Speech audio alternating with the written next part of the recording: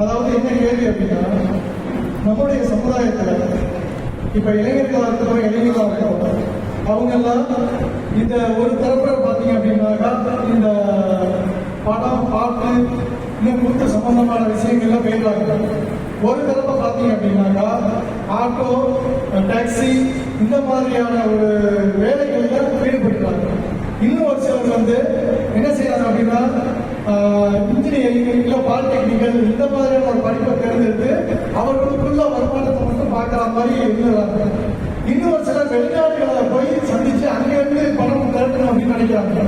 ஆனால் நம்ம மக்கள், நம்ம சமுதாய மக்கள் மட்டும் இந்த பள்ளி, அதாவது படிப்பறிவு கல்வியில உயர்தரமான கல்வியை படிக்கணும்னு ஏன் நினைக்கிறது இல்லை? அதே நேரத்தில் நம்முடைய சமுதாய தலைவர்களாக இருக்காங்க, பெரும் பெரும் பணம் படைத்தவர்களாக இருக்காங்க. அவங்களாம் என்ன பண்றாங்க அப்படின்னா இந்த மாதிரியான ஒரு ஆட்களை உருவாக்கும் பெரிய பெரிய நிலையில பதவிக்கு வரணும்.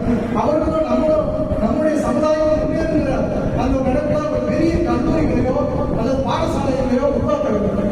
உதாரணத்துக்கு சொன்னா ஏற்கனவே ஜவஹர்லால் கல்லூரி இருக்குது, அதே மாதிரி சதகுலா கல்லூரி இருக்குது. இந்த மாதிரியான கல்லூரியை அப்போ வந்து எப்படி உருவாக்குறாங்கன்னா ஒரு கூட்டாக அமைச்சு எங்க அர்த்தம் பாரிட்ட கூட்டு முயற்சியில தான் வந்து அதை வந்து உருவாக்குறாங்க. அந்த காலத்துல பாத்தீங்க அப்படின்னா வெறும் மொழி வரலாறு தான் என்ன செஞ்சாங்க அப்படின்னா நம்ம இந்தியாவை அந்த ஆங்கிலேயன் சேர்ந்து காப்பாற்றுவதற்காக அவங்களுக்கு இந்த பொருளாதாரத்தை செலவு பண்ணாங்க. அப்படிப்பட்ட தியாகிகள்லாம் நம்ம சமுதாயத்தில் இருந்தாங்க. ஆனா நம்ம சமுதாயம் இப்போ உள்ள பெரும் கொடையாளிகள்லாம் என்ன பண்ணாங்க, கொடை கொடுக்கறதுக்கு முன்வர பண்ணாங்க.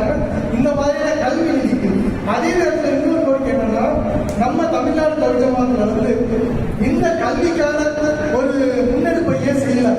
ஒரு கல்வியை வந்து ஒரு உயர் தரத்துல கொண்டு வந்து வைக்கிற மக்களா, அதற்காக நம்ம கல்லூரி கட்டுவோம், பாடசாலை அமைப்போம் அப்படின்னு ஏன் செய்யல அப்படிங்கிறத என்னுடைய கேள்வி. இன்னொன்று என்னன்னா, இதே நிலைமையில இருந்த ஒரு சகோதரர்கள் அன்சாரி சைது, சஃபீக் ஹசன் அப்படிங்கிற ரெண்டு இளைஞர்கள் வந்து ஒருத்தர் ஐஏஎஸ் படிச்சிருக்காரு, ஒருத்தர் ஐபிஎஸ் படிச்சிருக்காரு, வலைதளத்தில் வந்து போறது பார்க்கறதுக்கே ரொம்ப சந்தோஷமா இருக்கு.